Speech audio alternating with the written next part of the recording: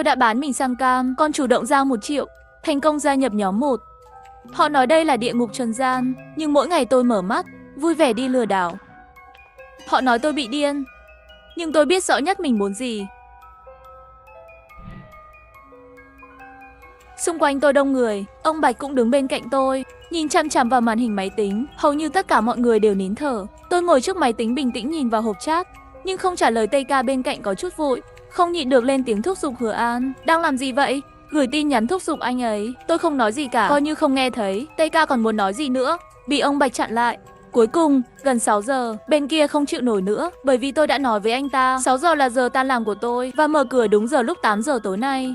Tiểu Hứa, làm ơn cho tôi ở lại.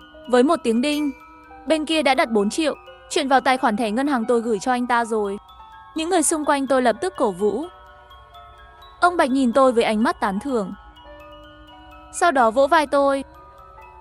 Cậu thực sự là một hạt giống tốt được sinh ra. Tối nay gửi tiền thưởng cho cậu để ăn mừng nhé. Bạch tiên sinh lập tức chỉ huy thủ hạ khẩn cấp 10 phút rút tiền. Số tiền này sẽ được gửi từ các ngân hàng trên toàn quốc. Rút tiền nhanh chóng, hầu như sẽ không có một chút sai lầm nào. Đó là một trong những lý do tôi chọn đến đây. Được.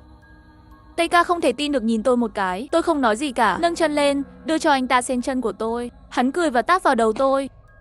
Cậu bé ngoan, nhìn cậu lớn lên da mịn thịt mềm như một cô gái, khá tốt. Nhưng anh ấy vẫn lấy chìa khóa ra và giải quyết cho tôi. Đây cũng là yêu cầu của tôi, hoàn thành đơn hàng này và gửi cho tôi các góc. Xung quanh đông đúc người ngồi. Tất cả họ đều ngồi trước máy tính với vẻ mặt tê liệt. Trên chân còn mang theo chân, mắt cả chân đã bị mài ra vết máu. Tôi cảm nhận được ánh mắt ngưỡng mộ xung quanh, không có cảm giác gì nhiều, tiếp tục làm việc. Và người có thành tích tốt nhất trong nhóm của chúng tôi trực tiếp bị TK đá ngã xuống đất. Thợ săn mang theo Nghĩa cùng nhau ngã xuống đất. Tôi sai rồi, hãy cho tôi một cơ hội nữa, làm ơn đi. Hắn nắm lấy giày của TK điên cuồng dập đầu cầu xin tha thứ, nhưng TK trực tiếp lấy bàn phím đập vào đầu hắn. Và rồi anh ta bị kéo đi. Tôi từng đi ngang qua lò mổ. Đó là một nhà kho lớn tối đen. Ở đâu cũng có những công cụ tra tấn khủng bố để trừng phạt. Ném thảm hại vẫn ổn, cho nên khi nói đưa anh ta đến lò mổ, tôi biết mà. Nhưng những người ở đây, sau khi bị rút hết giá trị cuối cùng, không có lợi với lợn và chó, tôi đã quen rồi. Lần này tôi chỉ có thể lấy 20.000 khi một chút nhân dân tệ đó rơi vào tôi. Trong lòng tôi không có nhiều sóng gió, nhưng vẫn phải lộ ra ánh mắt vui mừng biết ơn. Cảm ơn ông chủ. Bởi vì ở đây, người không có dục vọng là tồn tại rất nguy hiểm. Vào bữa tối, tôi được ông Bạch công khai khen ngợi. Một số người bên dưới thiếu một mắt, một số ngón tay bị thiếu một cái. Tôi khác, tôi đã ở đây 1 tháng, chưa một cái tát nào. Bởi vì tôi là vị vua có thành tích tốt nhất ở đây. Kẻ lừa đảo. Tôi đứng trong sân nhìn những vì sao. Bạch tiên sinh tới rồi. Hứa An, sao anh lại đến đây? Ông chủ, tôi muốn kiếm nhiều tiền. Câu trả lời chân thành của tôi, câu trả lời như mọi khi. Ông Bạch rất hài lòng với câu trả lời như vậy. Nhưng giây tiếp theo, có một khẩu súng lạnh nhắm vào thái dương của tôi. Tôi không thích bị lừa. Trên mặt hắn có nụ cười, ánh mắt mang ánh sáng. Hắn ít khi cười, một khi anh ấy cười, điều đó có nghĩa là ai đó sẽ gặp xui xẻo. Cho nên tôi thành thật nói, không định giấu anh ta. Tôi đã giết người, ở lại đất nước chỉ có thể vào tù. Tôi muốn kiếm tiền, cũng muốn có hoa mệnh. Tôi biết điều đó vào ngày đầu tiên tôi bước vào công viên này, đã bị điều tra sạch sẽ rồi. Hắn biết rõ mục đích của tôi cảm thấy như khẩu súng trên đầu mình đã được tháo ra. Hứa An làm tốt đi. Tôi cẩn thận giấu đi mồ hôi trên trán. May mà mình còn sống thêm 1 ngày nữa. Tôi đã từ chối 2 ngày nghỉ mà ông Bạch cho tôi. Thương mở đơn hàng lớn. Công viên bị phá hủy nhân văn cho kỳ nghỉ. Nhưng tôi không muốn đi đâu cả. Tôi chỉ muốn ngồi trước máy tính và tiếp tục làm việc. Yêu cầu duy nhất của tôi là đối tượng lừa đảo tiếp theo do tôi lựa chọn. Tôi đang ở trên máy tính, mất số gần như hỏng trong đầu. Sau đó bật lên một hình đại diện anime màu nóng, biệt danh là Giết Thiên Tôn. TK đi tới nhíu mày. Đây là đối tượng lừa đảo mà anh đang tìm kiếm. Không biết ảnh đại diện thứ cấp. Tất cả đều là vừa nghèo vừa nhiều chuyện sao? Tôi mỉm cười như họ. Tôi đã gửi yêu cầu kết bạn. Ghi chú, triệu hoán sinh mệnh. Đã gửi cho tôi một câu hỏi bạn là ai? Không, bạn đã yêu cầu skin miễn phí chưa? Tôi cũng không nói chuyện. Mấy ngày tới, tôi tập trung xây dựng vòng kết nối bạn bè của riêng mình. Tất cả là về lợi ích của trò chơi. Cũng đăng rất nhiều ảnh chụp màn hình. Tất cả đều là tặng skin ra cho người hâm mộ thích. Hoặc chuyển khoản giảm giá. 5 ngày sau, Giết Thiên Tôn đã khen ngợi vòng kết nối bạn bè của tôi rồi. Tôi mỉm cười, cá đã cắn câu.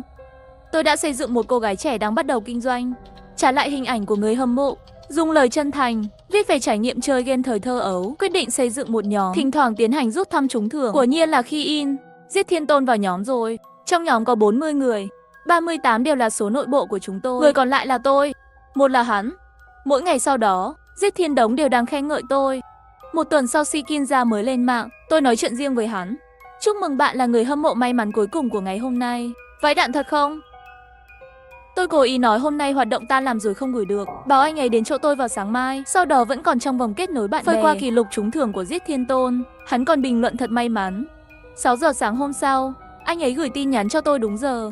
Tôi đã dậy từ lâu rồi, kéo đến 8 giờ mới gửi cho anh ta mã cô tư. Đó là bộ phận kỹ thuật đã làm từ lâu rồi. Sau khi quét là giao diện trang web chính thức của Triệu Hoán Sinh Mệnh. Còn anh ta ủy quyền WeChat, sau đó thông báo cho mã xác minh. Anh ấy không ngần ngại gửi mã xác minh. Thật tiếc là liên kết tôi gửi qua không liên quan gì đến trò chơi, mà là liên kết thanh toán. Sau khi mã xác minh được thông qua, tôi thấy một chuỗi số dư dài. Tôi đã gửi cho anh ấy ảnh chụp màn hình Shikinza đã nhận được. Hắn ngạc nhiên là tôi không nhận được. Giờ đổi lại tôi ngạc nhiên khi nào tôi nói với anh ta vì thẻ hệ thống. Vì vậy, WeChat của tôi và anh ấy đều bị đóng băng. Bảo anh ấy đi tìm Shisukui chưa? Dịch vụ khách hàng cũng là tôi. Giết Thiên Tôn hoảng loạn đến đó. Nếu tôi nói muốn mở khóa, tôi cần thẻ căn cước của chủ sở hữu và tái đầu tư số tiền đã bị đóng băng. Hắn đã nán lại rất lâu, cuối cùng làm từng cái một. Sau khi gọi đến 500 tệ, Giết Thiên Tôn vô cùng bối rối, luôn hỏi dịch vụ khách hàng tại sao vẫn chưa trả lời. Tôi nói với anh ta số tiền không đủ, hy vọng anh ấy tìm ra cách. Lúc này trong nhóm bật lên lịch sử trò chuyện của một số người. Mọi người đã nhận được Shikinza của chị gái chưa? Đã nhận được rồi, tôi đã chiến đấu thực tế rồi. Tuyệt thật, nhiều người ngưỡng mộ. Cảm ơn chị gái đã mặc ảnh chụp màn hình trò chơi. Tôi vừa nhận được, hệ thống không ổn định. WeChat đã chuyển tiền cho tôi rồi. Tôi còn đi tìm Shisukui chưa? Nhưng anh ta cũng bồi thường cho tôi 1000 tệ. Này, người nói cũng là tôi. Tên hiệu, Sứ Mệnh Đại Vương. Nói xong 2 phút, Giết Thiên Tôn ở trong đám, tắc Sứ Mệnh Đại Vương. Bạn ơi, của tôi cũng bị đóng băng rồi. Nếu không ra đông thì sao? Sứ Mệnh Đại Vương đương nhiên sẽ vượt qua, xác định mức độ nghiêm trọng của hậu quả. Nói với anh ta rằng anh ta có thể lấy tiền nhà để đệm trước, sẽ trả lại tiền. Giết Thiên Tôn cuối cùng vẫn chuyển cho tôi 2000 tệ. Và tôi cũng gửi cho anh ấy Shikinza như đã thỏa thuận, và trả lại thêm 500. Thỉnh thoảng tôi sẽ gửi phong bì màu đỏ trong mỗi lần vua may mắn đều là Giết Thiên Tôn. Hắn càng ngày càng tin tưởng tôi. Tôi cũng từng bước dẫn dắt hắn, bảo tôi là mẹ hắn bận ở tòa án, hầu như không quan tâm đến anh ta. Tôi giả vờ thuyết phục, thật sự khiêu khích. Tính cách của anh ấy vốn rất nóng này, tôi càng khuyên anh ta càng nổi loạn. Bà phù thủy gia, trì hoãn nhiều như vậy là không cho tôi. Phải, mụ gia, làm sao tôi có thể không biết mẹ anh ấy. Giới hạn trên sau 2 tuần. Đúng như dự đoán, anh ấy lại đến tìm tôi. Bảo anh ta 10.000 trả lại 20.000 phiếu giảm giá, 50.000 trả lại 100.000. Và số tiền đảm bảo này là 50.000 nhân dân tệ. Hắn có chút do dự, nhưng trong một nhóm toàn diễn viên, đã có người gửi ảnh rồi. Ra mới cảm thấy thực sự tốt. Tôi bấm phiếu là nhận được rồi. Thay đổi, dưới sự cám dỗ, anh ta bị cám dỗ. Không nghĩ tới, trực tiếp đến 50.000. TK đứng bên cạnh nhìn tôi vẻ mặt khâm phục. Nhưng mục tiêu của tôi không phải là 50.000. Lần này anh ta không nhận được tiền hoàn lại, phải mất 100.000 đô la để giãn đông. Niềm tin trước đây khiến anh ta không còn nghi ngờ gì nữa. Hắn lại lén chuyển khoản bằng thẻ ngân hàng. Đáng tiếc lần này vẫn bị đóng băng. Hắn đang vội. Tôi nói với anh ta do lỗi vận hành, thẻ ngân hàng bị đóng băng rồi. Sau đó hướng dẫn anh ta gửi mật khẩu thẻ ngân hàng và mã xác minh. Bên trong có 5 triệu. Bộ phận kỹ thuật trong vòng 1 phút chuyển tiền trực tiếp vào một số lượng lớn các tài khoản khác nhau. Đồng thời tôi rất vội vàng nói cho Giết Thiên Tôn, bởi vì thẻ ngân hàng của anh ta có vấn đề, khiến tài khoản của tôi cũng phát điên, yêu cầu anh ấy giúp Dạ Đông, nếu không tôi sẽ báo cảnh sát. Hắn hoàn toàn hoảng loạn, cầu xin tôi. Và trong hướng dẫn từng bước của tôi, anh ấy tiếp nhận trên các nền tảng khác nhau. Tất cả những gì tôi giới thiệu cho anh ấy đều là lãi suất cao. Cộng với người thân và bạn bè đã vay tổng cộng 3 triệu. Gọi hết rồi. Số tiền khổng lồ khiến ông Bạch giật mình. Hắn ở bộ phận kỹ thuật bình tĩnh chỉ huy, một bên để cho ta ổn định Giết Thiên Tôn trước. Lúc này là một cái rất quan trọng. Tiền cẩn thận sẽ bị ngân hàng trực tiếp đóng băng. Giết Thiên Tôn không ngừng gửi tin nhắn. Tôi đã chuyển qua rồi, được chưa? Mẹ tôi đã biết rồi, gọi tôi điên đi, nhanh lên. Bạn không phải là kẻ nói dối phải không? Trả lời tin nhắn đi, nếu không tôi sẽ gọi cảnh sát. Tôi bình tĩnh trả lời một câu, nếu tôi là kẻ nói dối, tôi chết cả nhà. Hệ thống chậm chế vẫn chưa nhận được. 1 phút 1 giây, đến phút thứ 9. Bạch tiên sinh cuối cùng cũng ngừng chỉ huy, lại đây ôm vai tôi một chút. Một cử chỉ ok. Bạn gọi cảnh sát đi. Tôi trả lời một câu liền trực tiếp block anh ta. TK ghé qua nhìn một cái, đã giơ ngón tay cái lên cho tôi. Tôi cười mà không nói, hắn không biết gia đình tôi đã chết. Hắn cười khóe mắt vết sẹo đều tụ lại với nhau. Những người xung quanh nhìn thấy đều gần như run rẩy. Bạch tiên sinh lúc này ai cho tôi 100.000 tệ tiền thưởng, nhìn tôi rất hài lòng. Hứa An, ánh mắt của tôi rất tốt. Tôi cười tê tét, kết quả lần này là 8,05 triệu, đã phá kỷ lục số 1 năm nay. Ưu đãi đầu tiên là phòng đơn sang trọng, loại có thể tắm, mỗi tuần thậm chí có thể nghỉ 2 lần. Và những người khác, hàng chục người chen chúc trong một căn nhà gỗ, cửa sắt bị khóa, một người một cái ghế cỏ, ngủ trên mặt đất. bảo vệ nghiêm ngặt 24 giờ, đi vệ sinh có giá trị tuyệt vời, không chỉ trừ tiền mà còn bị đánh dấu.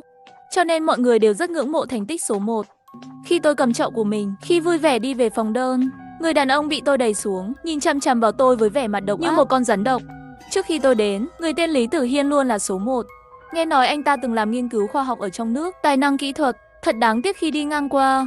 Lý Tử Hiên cản đường tôi, giọng nói lạnh lùng vang lên bên tai tôi.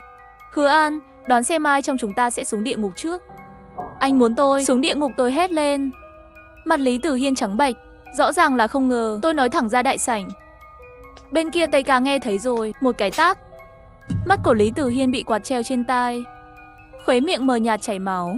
Hắn một bên thu mình ở góc không dám nói gì nữa, một bên không thể che giấu, lại nuốt chửng ánh sáng hung dữ của tôi. Không quan tâm, vẫy tay với hắn, tạm biệt rồi đến ký túc xá một phòng. Tôi nhờ Tây Ca lấy cho tôi một cây bút chì, hắn nhìn tôi cẩn thận, sợ tôi làm cái gì đó. Tôi đã viết một vài cái tên ngay dưới mũi anh ta, xoa thành một quả bóng giấy nhỏ rồi trả lại bút cho anh ta. Hắn không nghi ngờ gì nhìn tôi một cái. Lời nhắc nhở cuối cùng đã kết thúc. Bạch tiên sinh rất coi trọng anh, tốt nhất đừng có tâm trí khác. Tôi không chỉ có thể hiếu thảo, ở đây tốt quá, đó là thiên đường, sao tôi lại chạy? Sau khi hắn đi, tôi cũng không tránh camera giám sát, cầm quả bóng giấy vào tay và lắc nó, sau đó tản ra, lập tức chọn một quả bóng giấy mở ra. Trên đó viết một cái tên, Tô Giao. Tôi nhìn cái tên quen thuộc đó, mở miệng cười vui vẻ, cuối cùng cũng đến, Tô Giao. Tôi thực sự mong chờ, cả trái tim đều phấn khích đập lên. Ngày hôm sau khi ăn, tôi đã ăn một cái đinh vỡ trong bữa ăn. Tôi lập tức bị đâm đầy máu. Tây Ca lại đây ôm cầm tôi xem nửa ngày, sau đó bảo người ta lấy cái đinh vỡ trong miệng tôi, lấy từng cái một ra, mức độ đó giống như một thung lũng, nhưng tôi không nói một lời. Mặc dù anh Tây không nói cho anh Bạch biết, nhưng hắn vẫn biết. Anh ấy sẽ không đến để kiểm tra vết thương của tôi, bởi vì nếu tôi bị tàn tật, tôi sẽ mất giá trị. Vậy thì anh Tây sẽ trực tiếp kéo tôi đến lò mổ, tra tấn xong ném đến cung hải bán Tây Quan. Bạch tiên sinh dường như cái gì cũng biết, trực tiếp đến văn phòng của Lý Tử Hiên. Nghe nói Bạch tiên sinh cười, Lý Tử Hiên, sau đó nhét vào than nóng đỏ, cuối cùng lại đổi đá viên nhiều lần như vậy. Cả ngày đó, tiếng la hét trong văn phòng vang vọng khắp công viên. Mọi người đều hoảng sợ, có mấy người sợ hãi liếc nhìn tôi một cái, lập tức cúi đầu không dám lên tiếng. Tôi đã nằm viện 3 ngày, nôn liên tục 3 ngày bọt máu. Thực ra tôi thấy Lý Tử Hiên bỏ đồ vào cơm, nhưng tôi không để ý, bởi vì sau lần này sẽ không còn ai dám có suy nghĩ sai lầm với tôi nữa. Mục tiêu thứ hai của tôi, Tố Giao. Tôi không trực tiếp thêm anh ta, mà là trong vòng du học mà anh ấy thường chú ý mở rộng động. Tài khoản này tôi đã chuẩn bị từ lâu rồi, không thường xuyên cập nhật động, thỉnh thoảng gửi một vài bức ảnh đẹp ở nước ngoài. Khi tôi đang xem tin tức của Tô Giao, Bạch tiên sinh không biết khi nào xuất hiện phía sau tôi. Mục tiêu tiếp theo là Ha, thân hình đẹp, không đẹp lắm. Trong ảnh, Tố Giao buộc tóc đuôi ngựa chạy bộ bên bờ biển, hướng về phía ánh mặt trời ngẩng đầu lên dáng vẻ tràn đầy sức sống. Đáng tiếc là có một khuôn mặt đại chúng, tinh chỉnh biểu đồ pi cũng không cứu được. Tôi quay đầu nhìn ông Bạch. Bộ gần đây không phải là thiếu người sao? Tôi sẽ đưa cô ta đến đây. Bạch tiên sinh cười nhìn tôi. Tôi gật đầu. Tây Ca phụ họa. Đến lúc đó tôi sẽ đi đón người. Tôi nhìn anh ấy nhìn chằm chằm vào Tô Giao. Loại hàng này tương đối phổ biến. Mặc dù chưa từng đến, nhưng tôi cũng biết quy định của Văn Ngọc Bộ, xấu thì bán cho đầu ma địa phương. Những người như Tô Giao không đủ tư cách trở thành quan chức hòa bình, cũng sẽ không bị đại lão nhăn nheo. Vì vậy, tôi không lo lắng chút nào. Tiếp theo tôi gửi một câu hỏi giúp đỡ. Từ An Thành người có duyên, giúp tôi gửi qua đường bưu điện 10 hộp bánh ngọt ở thành Nam. Bởi vì công việc kinh doanh của gia đình cần được chăm sóc ở nước ngoài. Lâu rồi không về nước, nhớ hương vị của quê hương. Phần thưởng lớn. Tô Giao rất thích ăn bánh ngọt đó. Tôi nhớ rất rõ, bởi vì cô ấy thường ăn bánh. Bước lên đầu tôi, mảnh bánh rơi trên mặt tôi. Thì ra cảm giác dẫm lên đầu thật tuyệt. Hắn không vui, những người xung quanh cũng la ó, mà giáo viên bạn học đi ngang qua đều thờ ơ rời đi, ngay cả ánh mắt cũng không thèm bố thí. Gấp lại từ, nhìn thấy bên dưới bài viết đã có rất nhiều bình luận, tất cả đều cầu xin gửi giúp tôi, nhưng vẫn chưa thấy sự xuất hiện của Tô Giao. Tôi đặc biệt bỏ tiền mua lưu lượng truy cập hàng đầu. Tô Giao nhất định sẽ nhìn thấy, chắc chắn rồi. Vào buổi chiều, tôi thấy Tô Giao kiểm tra trang chủ của tôi. 10 phút sau, cô ấy gửi tin nhắn riêng cho tôi, và tôi coi như không nhìn thấy. Chờ ngày hôm sau mới trả lời cô ta, xin lỗi, công ty bận quá mới thấy, cô thêm tôi đi, gửi số đi. Sau khi thông qua vòng kết nối bạn bè của tôi, nó được làm cẩn thận cho Tô Giao. Thỉnh thoảng chạy bộ buổi sáng, thỉnh thoảng chơi đánh gôn, thỉnh thoảng lướt. Đây đều là cuộc sống giàu có mà Tô Giao mong muốn nhất. Ước mơ của cô ấy là cưới một người đàn ông giàu có, nhưng gia đình cô ấy bình thường, không thể chấp nhận mức độ này. Cho nên chỉ có thể dựa vào gửi rất nhiều ảnh của cô gái đi xa, vô tình thể hiện thân hình duyên dáng của mình. Tôi giả vờ lạnh lùng và dịu dàng. Chúng tôi bắt đầu nói chuyện rất nhiều. Đôi khi tôi vô tình tiết lộ sự xa hoa của mình, cuộc sống đơn giản và cao cấp. Chúng tôi nói chuyện từ thơ ca đến triết lý sống. cô ta cũng càng ngày càng động lòng, ngụy trang hình tượng vui vẻ sáng sủa. Tôi phục vụ cho những cô gái như cô. Cô rất đặc biệt. Giao Giao, xin lỗi. Gọi cô như vậy có được không? Đương nhiên có thể, anh trai. Đặc biệt là sau khi đặc sản du kích, tôi trực tiếp chuyển cho cô ta 20.000 tệ. Sau khi cô ta bị sốc nhận, thái độ đối với tôi càng thêm dễ chịu, hầu như ngày nào cũng nói chuyện với tôi. Tôi đã chuyển cho cô ấy 52.000 tệ vào ngày lễ tình nhân. Mặc dù không có tỏ tình, nhưng Tô Giao đã cảm thấy chúng tôi yêu nhau rồi, bắt đầu dần dần tập yoga. Gửi cho tôi hình ảnh sau khi tắm, đầy màu sắc quyến rũ. Anh ơi, em tập yoga xong rồi. Em bé mệt quá, hôm nay công ty có bận không? Tôi vừa tắm xong. Mấy người bên cạnh tôi lần nào cũng nhìn thẳng qua đây. Lại một khuôn mặt kinh ngạc nhìn tôi không để ý. Nhẹ nhàng trả lời câu ngoan, không nói dối cô ấy tại nơi làm việc. Tôi thực sự đang làm việc, công việc của tôi là cô ta.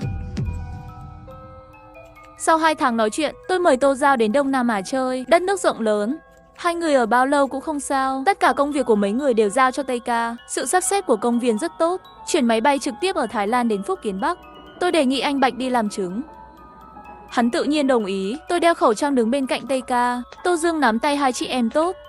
Từ sân bay, quần đùi nóng cho thấy cô ấy dài chân, thu hút ánh mắt của nhiều người đàn ông.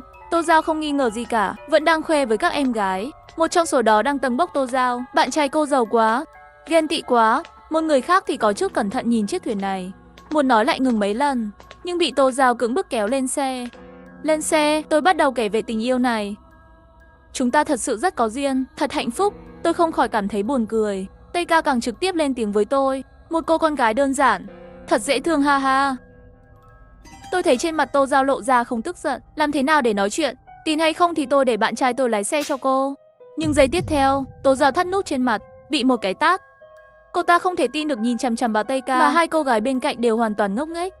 Nói nhiều quá, đóng mấy cái miệng này lại. Chẳng mấy chốc, miệng của họ bị bịt lại bằng băng keo. Chúng sợ là lúc này mới nhận ra mình rơi vào bẫy rồi. Nhưng bên cạnh đều là người mạnh mẽ, không chạy được.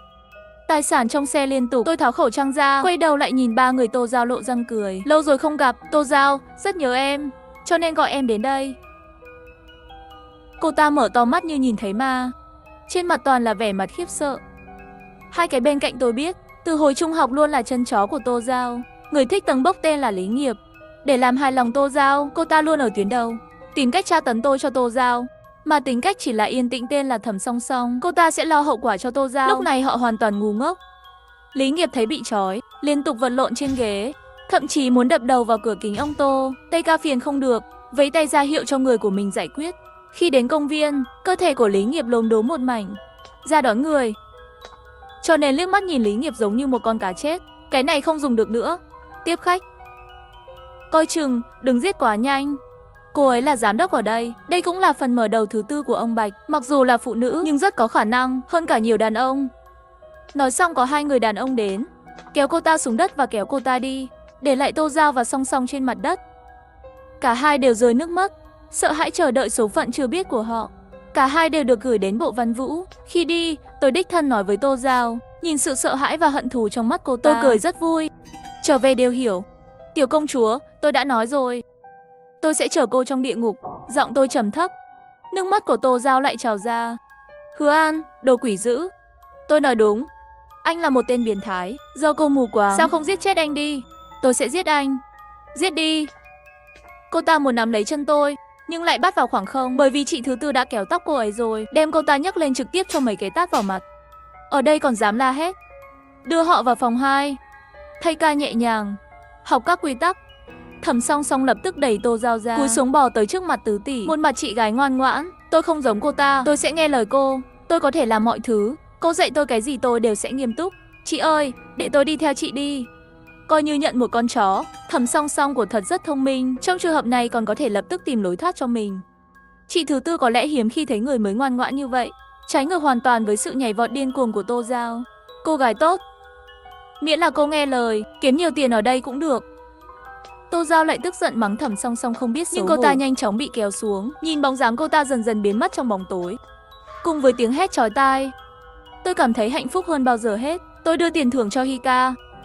Xin anh ấy cho tôi biết tin tức của Tô Giao. Hắn trầm ngâm, nhìn tôi với một cái nhìn sâu sắc.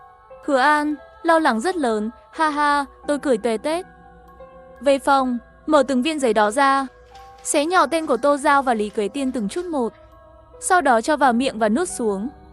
2 viên giấy còn lại, tôi tùy ý rút ra một cái. Sau khi mở ra, trên đó viết Tưởng Minh Ân.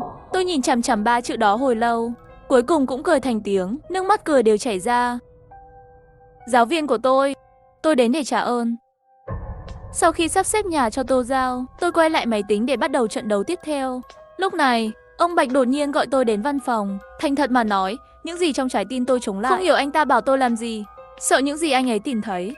Khi buồn bã đi vào, Bạch tiên sinh đang mặc đồ đường đứng trước tượng Phật, bàn tay ngoan đạo. Trong phòng có một loại gỗ đàn hương rất đậm đà, màu sắc hơi tối, nhiều băng nhóm lừa đảo rất muốn thờ Phật.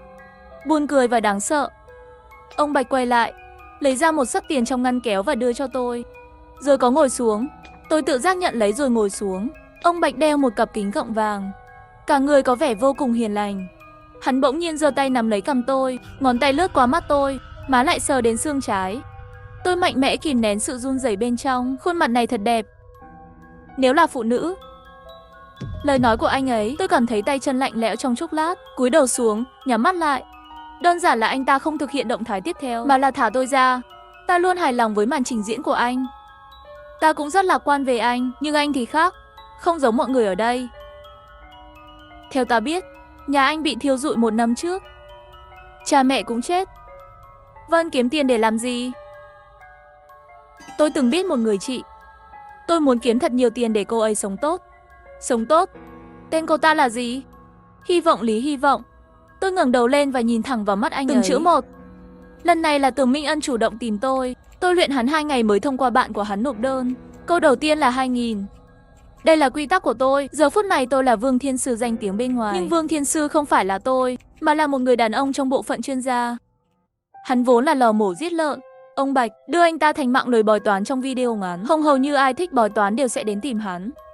Hắn tính rất chuẩn, bởi vì có tên là cơ sở dữ liệu của công viên. Trước khi tôi bắt đầu, ông Bạch đã sắp xếp mọi thứ, mua lưu lượng truy cập, tìm. Gần như toàn bộ vòng tròn đều chuyển khắp Vương Thiên là rất chính xác, và anh ấy rất đặc biệt. Chỉ là người có duyên, tôi rất từ lâu đã biết Tưởng Minh Ân đặc biệt chú ý đến vòng tròn này. Cũng thêm nhóm, mỗi ngày sẽ theo dõi, mà gần đây trong nhóm đều là Vương Thiên Sư tính cách cỡ nào. Làm sao không quên, chắc chắn rồi, hắn đã cắn câu. Sau khi thêm, anh ấy đã chuyển 2.000 trực tiếp. Gửi tin nhắn vội vàng, nhưng bạn có thể giúp tôi bói không? Tôi sẽ tính cho bạn. Hắn kích động không được, trực tiếp chụp ảnh tay trái lại đây.